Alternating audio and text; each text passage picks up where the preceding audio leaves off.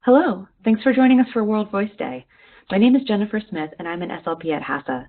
This presentation was created by me and my colleague Sara Frederick to share information about the basics of voice production, the different things that can go wrong when we use our voices, the role of SLPs in voice therapy, and ways to take care of your own voice. Let's start with the basics. The voice has three components: a power source, the breath, vibration, which happens in the vocal folds, and amplification, which takes place in the throat, mouth, and nose. These three parts work together to create a voice that is completely individual to you. When we think about breathing, we usually only think about the lungs. However, it's a muscle underneath the lungs called the diaphragm that is the real workhorse. When the diaphragm is relaxed, it rests high up in the rib cage, not leaving much space for our lungs and the air within them. When the diaphragm contracts, the lungs expand to fill the space that's created, which in turn pulls air in through our mouth and nose. Because it's forcing our lungs to take up more space in our body, the contraction of the diaphragm during inhalation makes our belly get a bit bigger as our insides are moved out of the way. Place a hand on your abdomen and see if you can feel your belly push out when you inhale and relax back in when you exhale. You might hear this referred to as diaphragmatic breathing or belly breathing. To make sure we have enough space for this movement, it's important to consider posture. The image on the right contrasts a common slumped over the keyboard posture with correct posture for our body. You'll notice that in correct posture, the kind that allows our muscles to relax and promotes healthy alignment, our neck, shoulders, and hips are all stacked vertically. You can help find this posture by tipping your hips forward slightly, letting your shoulders fall back, and tucking your chin and allowing the top of your head to lift up. This upright posture creates plenty of space in our abdomen for belly breathing and reduces any extra tension that might be present in our shoulders, neck, and chest. Let's go through a few relaxation exercises to focus on our breath. First, we'll do some belly breathing. Place a hand on your abdomen and feel your belly expand as you breathe in. As you breathe out, allow your shoulders to drop further.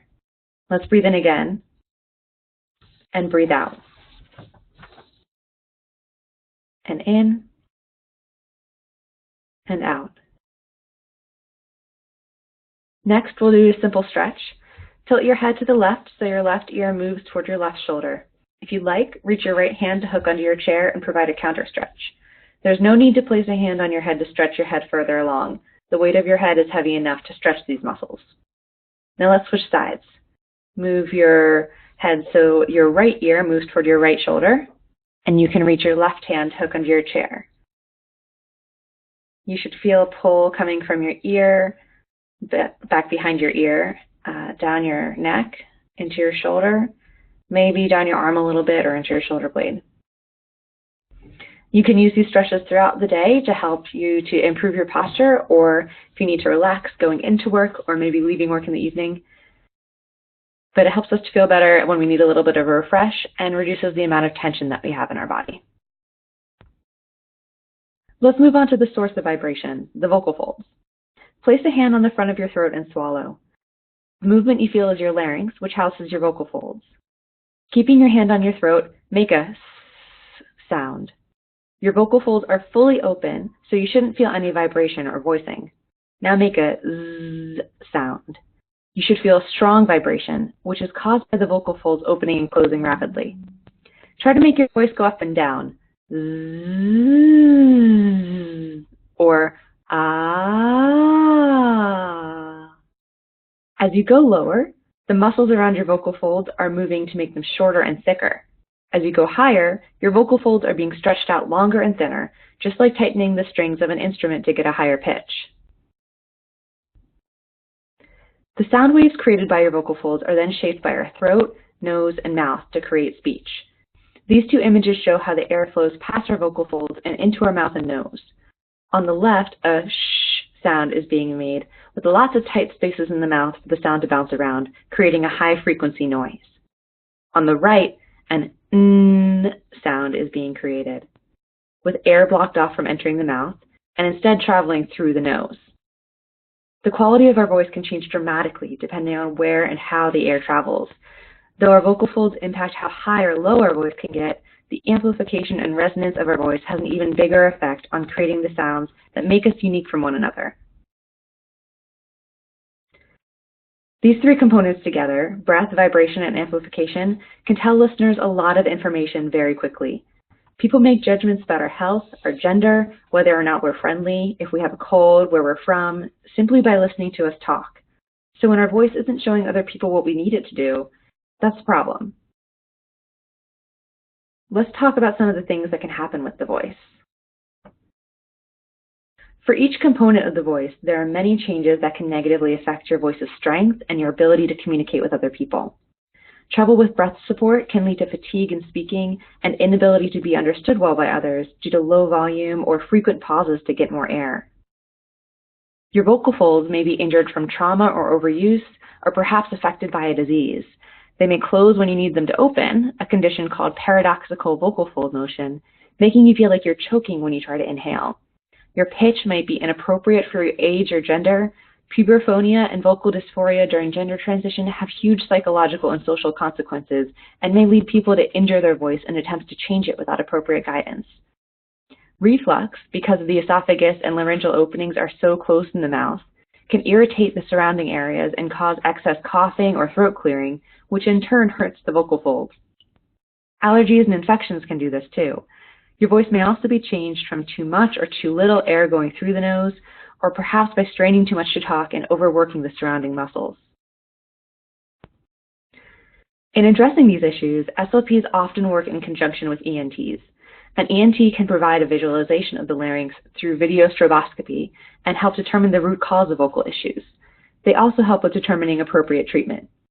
In many cases, behavioral interventions such as reducing activities that may damage the vocal folds, adjusting pitch, working on breath support, and exercises to improve vocal endurance can help significantly. However, there are instances in which a surgical intervention may be required, such as Botox injections to help with attaining a strong vocal fold closure, or surgery to remove growth from the vocal folds. It's best to prevent these injuries rather than address them after the fact. Here are some ways to support your voice. You can remember the three main parts of supporting vocal health by thinking about being a hippie. The H stands for hydration, I for avoiding irritants, and P for reducing phonotraumatic behaviors, things that might hurt your vocal folds. General guidelines ask us to aim for about half our body weight in ounces of water. So someone who weighs 160 pounds should be drinking 80 ounces or 10 cups of water throughout the day. That is a lot of water. You can get some of that through the foods you eat, though. Fruits and vegetables are mostly water, so they're considered wet snacks and can help to boost your hydration. Also, following up your cup of coffee with a cup of water can really do some great work for maintaining your vocal health. It'll help keep you more energized than caffeine alone, and it will replenish any water lost from the effects of diuretics. If you work around chemicals, masks are helpful to reduce how much you're inhaling. Ever spray painted something and then gone to blow your nose? You inhale a lot more particles than you think. You can limit irritants further by avoiding smoking and exposure to secondhand smoke. Reflux is also considered an irritant. If you think you might have reflux, talk to your doctor about managing it with changes to your routine or medication if needed. Giving your body time to digest before laying down helps to prevent acid from coming up, and eating smaller meals might help as well. Yelling or screaming a lot can lead to vocal injury. We see young children coming in with vocal nodules regularly because they have trouble modulating their volume. Throat clearing or coughing frequently during the day can also increase your risk. You should talk to your doctor if you have a cough that lasts more than 2 weeks. They may send you to a speech therapist to work on habit cough resolution. And last, people who talk frequently for their jobs or hobbies are also at risk of vocal injury. Most teachers will experience vocal injury at some point in their careers.